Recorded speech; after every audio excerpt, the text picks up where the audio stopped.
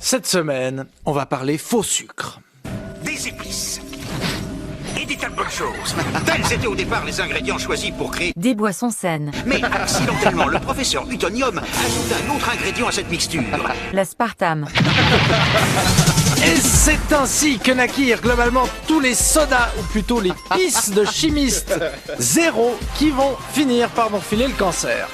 C'est en tout cas ce que dit une pétition lancée mardi pour faire interdire l'aspartame en Europe. Alors déjà, l'aspartame, qu'est-ce que le quoi ?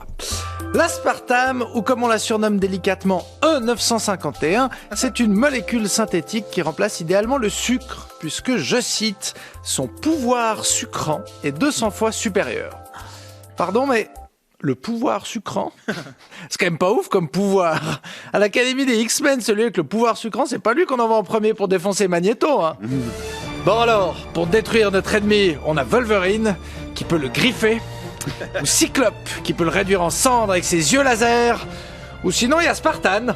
Bon bah, lui il peut sucrer son café, mais bon coup, au cas où Magneto est diabétique, ou s'il aime le café noir.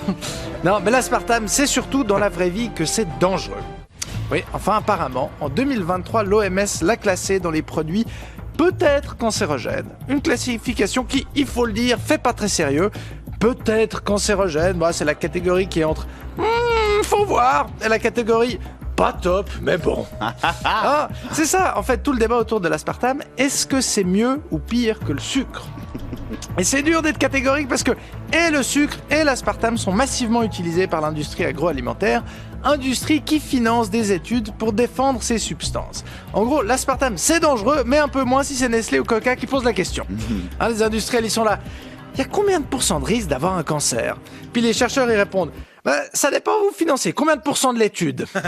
Bref, tout ça nous amène à la pétition lancée mardi pour faire interdire l'aspartame, une interdiction qui concernerait plus de 6000 produits, comme de nombreux médicaments contre la toux, les yaourts 0%, les chewing-gums, le Coca Zéro, les barres protéinées... Attendez, quoi ? Le Coca Zéro ?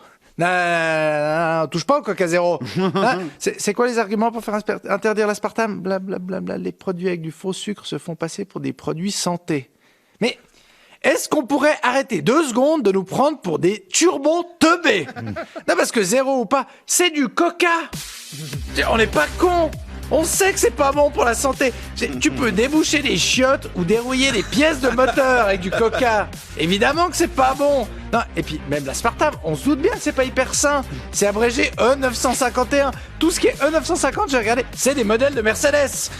Ça doit pas être bon, le jus de Mercedes. Non, ou alors c'est comme ça qu'on appelle le sperme de banquier. Coca, c'est les premiers producteurs.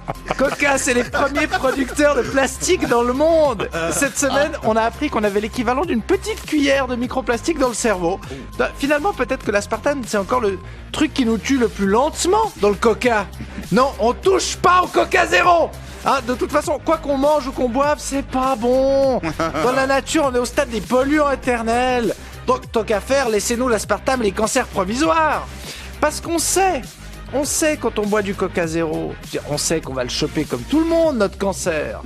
Mais au moins, on sera skinny. Laissez-nous décider, parce que spoiler, il n'y a rien qui est à 100% bon pour la santé dans la vie. Même quand tu fais des pilates ou de la baignade en eau froide, il y a des effets néfastes. Après, tu parles que des pilates ou de la baignade en eau froide. Alors, interdisez, mais le Coca normal. C'est pas bon, le Coca normal. Après en avoir bu, t'as les dents tellement fripées par le sucre, on dirait les couilles de Joe Biden qui seraient endormis au bain de la baie. Alors oui, le but de l'État, c'est de nous protéger. Mais on touche pas au Coca Zéro. Moi, je vais boire quoi, moi, après ma chronique, quand j'aurais pas envie d'un 30e café et que c'est trop tôt pour boire une bière ? Parce qu'apparemment, on est sur le service public. mais en fait, donnez-nous directement envie de crever, ça ira plus vite. Hein, on va nous enlever quoi après ? Le foie gras, les vols en avion, les wagons première classe, l'optimisation fiscale, les stagiaires non payés qu'on pourra plus vanner sur leur physique. Oh waouh, ok. Je suis peut-être allé un peu trop loin dans ma transformation en quinca blanc de droite. Non, mais le pire, c'est que c'est vers ça que je me dirige. Bah oui, parce que là, je m'énerve, mais c'est pour continuer à me sentir jeune. Et au fond, je sens bien que je l'aime plus autant qu'avant, le Coca Zéro. Bah oui, elle est finie l'époque où il me servait à faire passer du mauvais rhum. Maintenant, j'achète des vieux rhums artisanaux. Chez Globus. Globus où je vais, parce qu'avant de violer mon compte en banque, ils me disent « Bonjour monsieur ». Puis moi, j'aime bien. Ouais, mes goûts changent. Je mange du chocolat noir. En vacances, je me repose. Je regarde les offres des agences immobilières les mains dans le dos. Ouais, j'aime moins le sucré aussi. Bah oui, si mon moi de 8 ans me voyait, mais il me dirait « Mais quand tu reçois ton salaire, tu vas jamais acheter des bonbons ?» Et le Coca Zéro, bah... Le Coca Zéro, c'est ce qui me reste pour pas vieillir trop vite. C'est l'envie du sucré de l'enfant, mais avec la rigueur diététique de l'adulte. Alors oui, on peut interdire ce que vous voulez, hein, mais faut pas sous-estimer la capacité des humains à faire des mauvais choix en pleine conscience. Et l'aspartame, ça fait partie de ces trucs qui sont bons, justement parce que c'est pas bon. Quelle indignité. Je suis pas venue ici pour souffrir, ok? Nous sommes sur le service public. Foutu pour foutu. Ce n'est pas l'idée, voyez-vous, que je me fais du service public. C'est une honte. Benjamin Descosters.